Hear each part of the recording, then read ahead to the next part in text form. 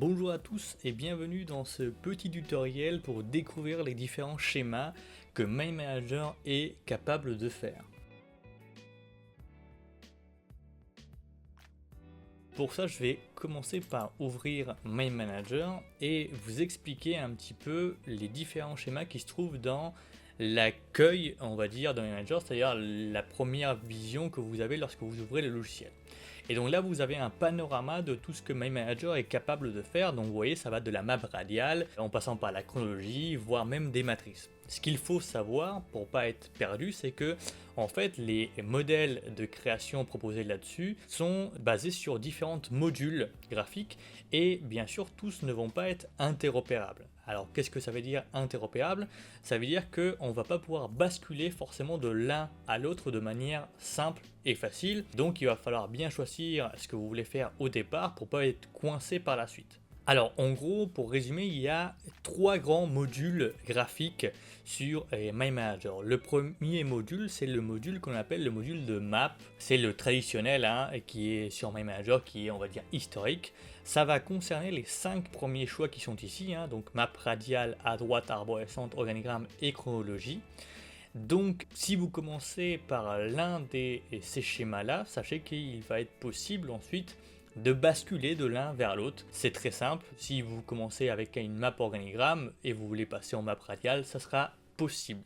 Le deuxième module, c'est le module en réseau. Alors le module en réseau, ça va concerner le diagramme d'activité et la map conceptuelle, donc ça va être plutôt des concepts reliés par des flèches, et bien sûr, à quelques exceptions visuelles, les deux schémas proposent la même architecture, et vous allez pouvoir très facilement basculer de l'un à l'autre, puisqu'il s'agit plutôt de la mise en forme de cellules pour ces deux modules. Le troisième grand module, c'est le module de matrice. Alors le module de matrice va regrouper le diagramme de Venn en oignon, en entonnoir, la matrice, mais aussi les formes libres qui en fait sont un module totalement, on va dire, blanc des modèles qui sont ici avec des choses qui sont déjà prédéterminées. Donc les modules de matrice, qu'ils soient circulaires ou tableau, en gros c'est plutôt des arrière-plans qu'on va mettre justement derrière le canevas de MyManager pour pouvoir y disposer par-dessus des sujets flottants. Ça va permettre de faire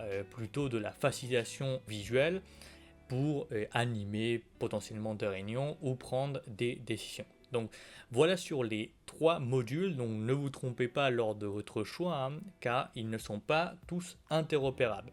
Alors bien sûr, un petit point est indispensable pour vous dire que oui, effectivement, si vous commencez par une map radiale, vous allez pouvoir éventuellement mettre des arrière-plans, c'est-à-dire par exemple mettre des cercles ou des tableaux ou des choses comme ça en arrière-plan, mais ça va pas être l'idéal puisque la map radiale, en tout cas le module map, va forcément avoir un centre.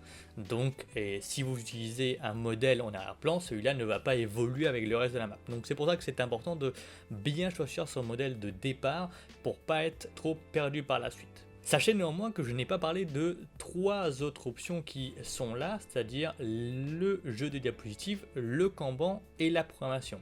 Alors pourquoi j'en ai pas parlé? Le jeu de diapositives, tout d'abord, il vient de naître, c'est pas très vieux, c'est juste un module permettant de créer une sorte de PowerPoint sur MyManager, et si vous l'utilisez, vous allez voir qu'il est très agréable, mais par contre, vous pouvez faire des maps assez petites dessus. Bon, ça va dépendre bien sûr de la taille de la diapositive choisie. Et Kanban et programmation, je ne vous les ai pas montrés ni taillés parce qu'en fait, programme et Kanban ne sont pas, à vrai dire, des modules de création, mais sont plutôt des modes d'affichage. Donc en fait, peu importe ce que vous allez faire comme schéma, vous allez toujours pouvoir basculer en mode Kanban ou en mode programmation, sachant que ces deux modes-là, Kanban et programmation, se déclenchent avec l'usage soit de balises ou d'icônes pour Kanban, soit des dates pour programmation. Voilà, donc choisissez bien votre modèle de départ et gardez en tête que ensuite ça va être compliqué de basculer de l'un à l'autre selon celui que vous choisissez. Prenez le temps de le choisir, prenez le temps aussi de les tester avant de vous lancer sur une cartographie complexe. Je vous dis à très bientôt pour un nouveau mini tutoriel.